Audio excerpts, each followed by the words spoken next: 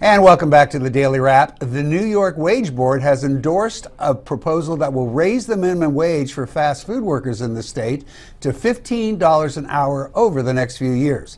Now, it's been 6 years since the last time the minimum wage was raised. New York State alone has 180,000 fast food workers. How will raising the minimum wage to $15 in other states like California, also considering such an increase, impact the price of goods and services? Heather. Well, we've already seen store owners saying that either they're getting out of the business, they're increasing their prices, or they're hiring less people, which means longer waits. I think it's going to have a much greater impact than I think anyone ever saw. And we see it in Seattle. Can I throw this question out to all of you? Why is it that if the price of cheese goes up, and you go to pick up a pizza and it's a few cents more than it was last week, and you ask and they say, well, the price of cheese went up, you go, oh, okay.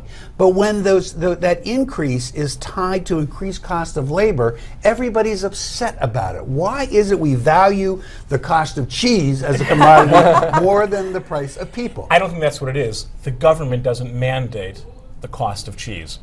I think what people are responding to is, why is the government mandating at this moment a 70% increase in one particular sector's wages? Now, that said, people should also understand, if you work at the minimum wage in New York, you're making an amount of money, assuming you're working 40 hours a week, that qualifies for public assistance. So let's be clear. People are going to get help one way or another. Whether this is the best way to do it or not, it seems to me it's really evenly divided. So you make a good point. But you got to be clear. They're going to get help, so why not let them earn out the dollars and put them back into the economy? You do make a good point. The difference between those two examples are the government says it on one hand, on the other hand, it's free market.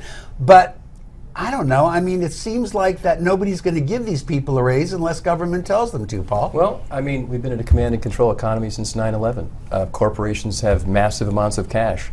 The velocity of money is pretty much zero historically, the lowest it's ever been. How else do you get the money moving? I mean, it's just a practical application. So you think that this is a good thing? It's just a practical application of a command and control economy in today's world, 2015 USA. There's some validity to that because it is a consumer-driven economy. If you don't put money in people's pockets, how are they going to buy anything? So meanwhile, Seattle and Los Angeles minimum wage is currently set at $15 an hour, and there are cases of workers asking their employers to work fewer hours so they can still enjoy public subsidies. Let me guess how you're all going to feel about that. So if workers are cutting their hours to keep public subsidies on top of their higher wages, isn't that just hurting employers, not to mention taxpayers, particularly small businesses? Well, and that's the problem, you know, and it's mostly minorities and women that own small businesses, so it's really a cyclical argument. You know, I understand it's been 6 years on Friday since we've raised the federal minimum wage. It seems to me that it has to be done. We can argue about the number, but there are repercussions that people do not anticipate. Right, I think that's the key. There's no giveaway on this. As I said, the evidence by the economists tends to float about 50-50. I think you have to ask, what do you think workers need to get? Once we have the idea there should be any kind of minimum wage, which most people have come to accept, then it's a balancing act. But what I would ask everyone to do is, don't sell the idea that it belongs to any one sector, and don't sell the idea that it's obvious which one is the more reasonable way to go. But it's not hard to understand that people are not going to want to hear the news we just gave them, and I don't blame them. You know, you hear somebody's cutting back to get their public subsidy. Wait a minute, now I'm financing you so you don't have to work. I don't like it either.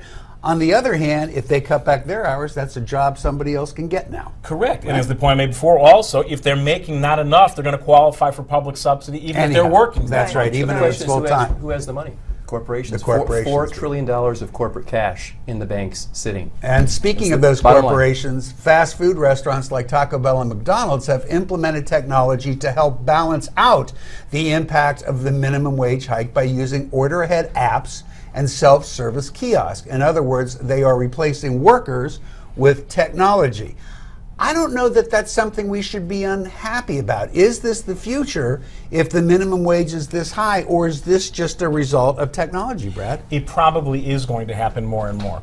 And while I don't think governments can or should control economies, we do have to worry about how does someone with relatively little education, a lower skill set, enter the workforce and become a responsible tax-paying member of society. But isn't this a bigger issue, Heather? I mean, this is the question of how technology impacts on everybody. We're talking about it in the context of low-paid workers, but the day is coming where we're going to be living longer.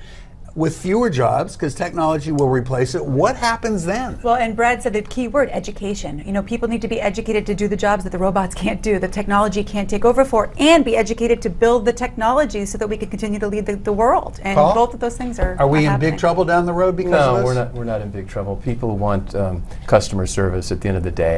Human And contact robots is, can't do it. we're all starting to get away from our technologies and devices and wanting that human contact more. There are numbers on that. So I think we're okay. I'm not concerned about it. What's interesting, the one thing everybody seems to agree on is that the only way around this problem is education. Right. Right? Right. We all agree? Once again. All right, you got that? Education. All right, as always, we want you to tell us what you think about raising the minimum wage to $15. Weigh in at newsmaxtv.com/comments and share your 2 cents with us. Coming up next, it's that time, potluck. Don't go anywhere. You're tuned into Newsmax TV.